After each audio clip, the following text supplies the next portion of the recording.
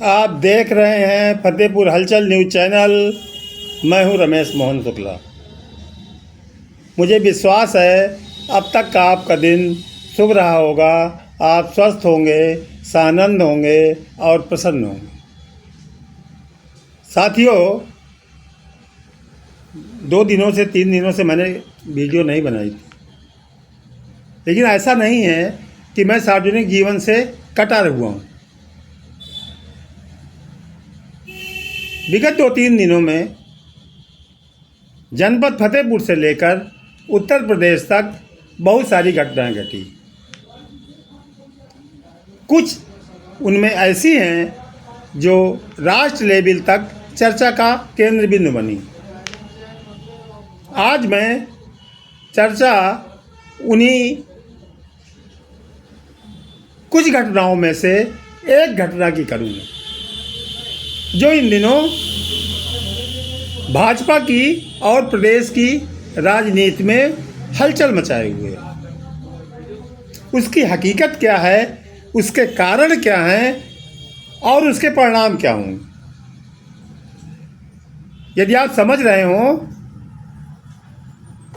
तो मैं बात करना चाहता हूं 23 दिसंबर 2025 को शीतकालीन सत्र के अंत में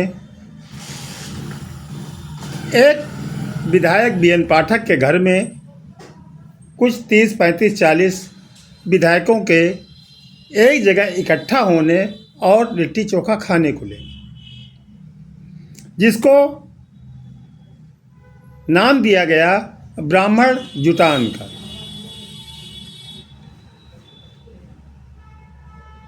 ये कोई वैसे पहली घटना नहीं थी, क्योंकि इसके पहले मानसून सत्र के अंत में 40-42 क्षत्रिय विधायकों द्वारा कुटुंब परिवार के नाम से एक 5 सितारा होटल में बैठक और भोज किया जा चुका था, लेकिन वो उतना चर्चा में नहीं रही जितना 23 दिसंबर की इन ब्राह्मण विधायकों की बैठक चर्चा में रही।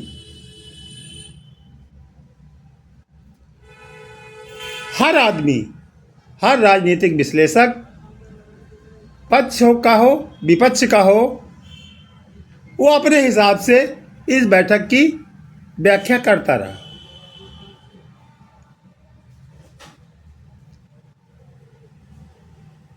आखिर क्यों?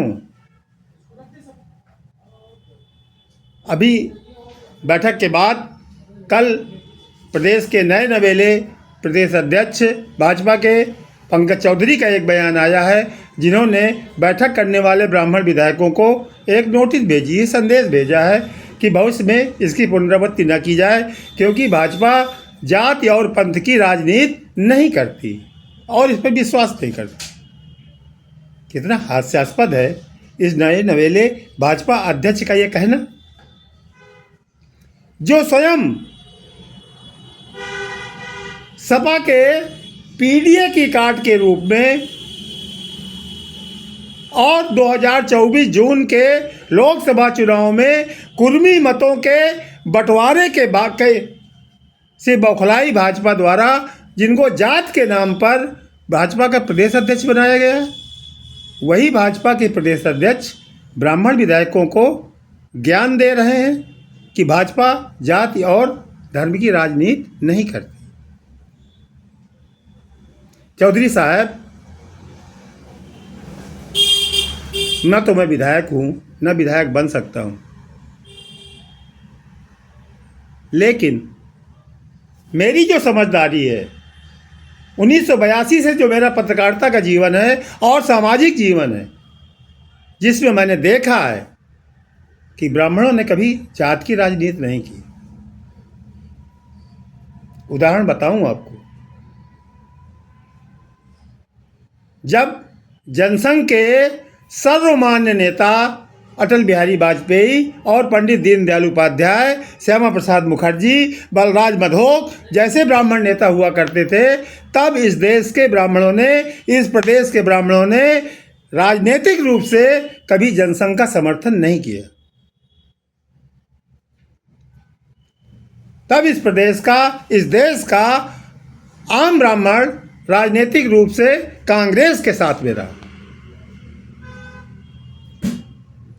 बहुत सारी परिस्थितियां रही होंगी, मैं नहीं जानता, लेकिन जैसे ही 89 में एक उच्च कुलीन ब्राह्मण कांग्रेस का प्रधानमंत्री बनता है नरसिम्हा राव के रूप में, ब्राह्मणों ने कांग्रेस को छोड़ दिया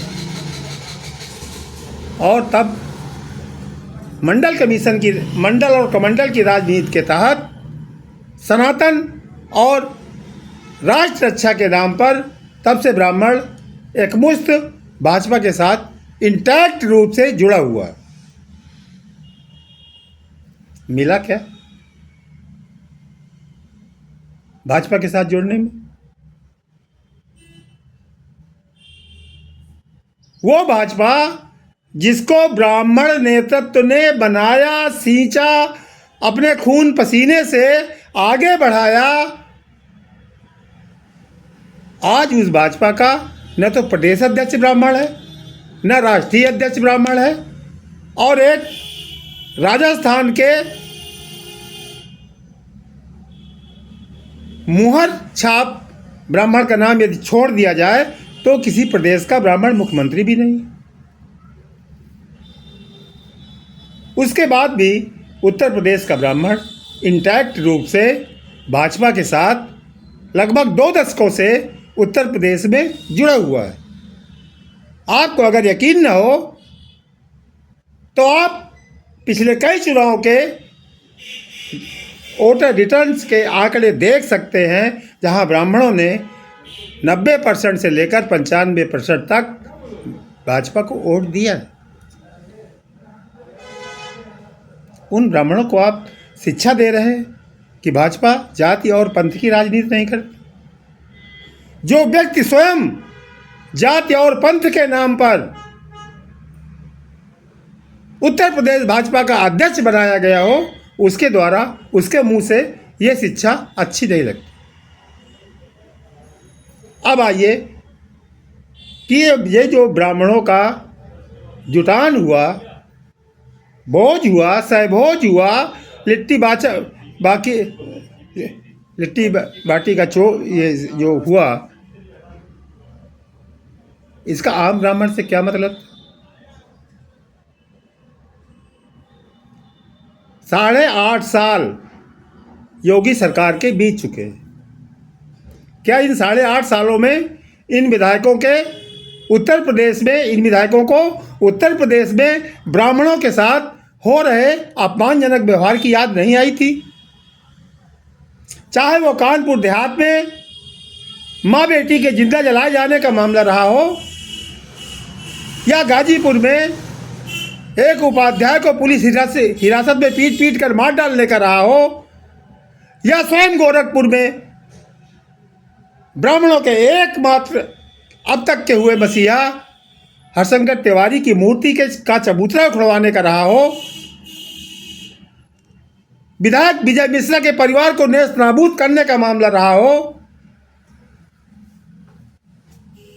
तब इन ब्राह्मण विधायकों को याद नहीं आई थी। अगर 23 दिसंबर को याद आई तो उसके पीछे क्या कारण है? क्योंकि जो जुटान में जो भी जुटे वो स्वयं पीड़ित है। कोई मुकदमे के नाम पर पीड़ित है, कोई विधायक निधि की जांच को लेकर पीड़ित है।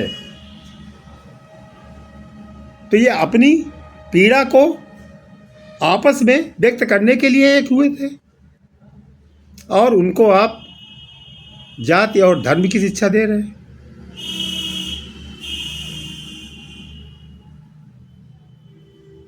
तब भी आप केंद्र में वित्त राज्य मंत्री थे, जब मानसून सत्र के अंत में 42 क्षत्रिय राजपूत विधायकों का कुटुंब परिवार जुड़ा था,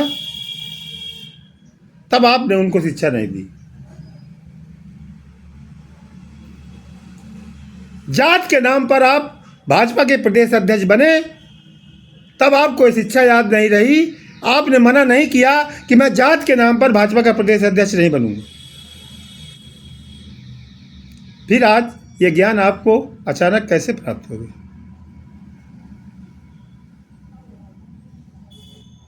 25 दिसंबर को इस देश के प्रधानमंत्री नरेंद्र मोदी भाजपा द्वारा लखनऊ में निर्मित प्रेरणा स्थल पर 3 ब्राह्मण नेताओं की प्रतिमा का अनावरण करते हैं, जिनमें एक पंडित श्यामा प्रसाद मुखर्जी, पंडित दीनदयाल उपाध्याय और तीसरे अटल बिहारी वाजपेयी। इसमें किसी को आपत्ति नहीं। ये आपके शीर्ष पुरुष थे, आपको बनवानी चाहिए थी, लेकिन इसको प्रेरणा स्थल का नाम नहीं देना चाहिए था। राष्ट्र प्रेरणा स्थल का नाम नहीं देना चाहिए था। अगर नाम कोई देना चाहिए था तो आपको भाजपा प्रेरणा स्थल का नाम देना चाहिए था। इन्होंने भाजपा के लिए कुछ किया है, देश के लिए जो किया है वो सर्वविदित है। यदि आपको राष्ट्रीय प्रेरणा स्थल पर मूर्तियां ही लगवानी थी तो राष्ट्र के लिए अपना सर्वस्व होम करने वाले तमाम ऐसे नेता थे इस देश में, उनकी मूर्तियां भी आप अनावरण करवा सकते थे। अगर आपको ब्राह्मणों में ही चुनना था तो पंडित मदन मोहन मालवीय की मूर्ति भी इन मूर्तियों के साथ में लगवाई जा सकती थी, जिन्होंने काशी में हिंदू विश्वविद्यालय बनवा करके शिक्षा के क्षेत्र में इस प्रदेश को एक क्रांति प्रदान की थी। लेकिन आपने ऐसा नहीं किया। 27 का चुनाव नज़दीक है और आपको इनपुट से तमाम खबरें मिल रही होंगी भाजपा के शीर्ष नेतृत्व को कि इस बार ये वर्ग भाजपा से नाराज है। नाराज होना भी चाहिए। एक नहीं 108 घटनाएं मैं गिनवा सकता हूं जो इस समाज के साथ हुई और उन पर कभी भी न्याय नहीं मिला।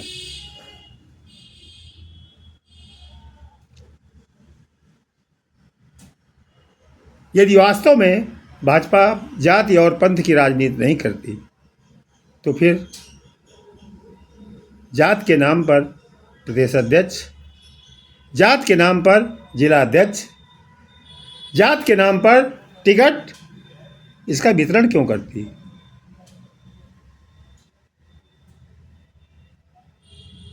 दूसरों पर आरोप लगाने से पहले अपने गिरेबान में झांकना बहुत जरूरी होता है। किसी महापुरुष ने कहा है, जब आप एक उंगली अपने विपक्षी की तरफ उठाते हैं तो 3 उंगलियां स्वयं आपकी ओर उठती हैं। इस पर आपको ध्यान देना चाहिए। आप देख रहे हैं फतेहपुर हलचल न्यूज़ चैनल और मैं हूं रमेश मोहन शुक्ला। धन्यवाद। जय हिंद, जय भारत, जय संविधान।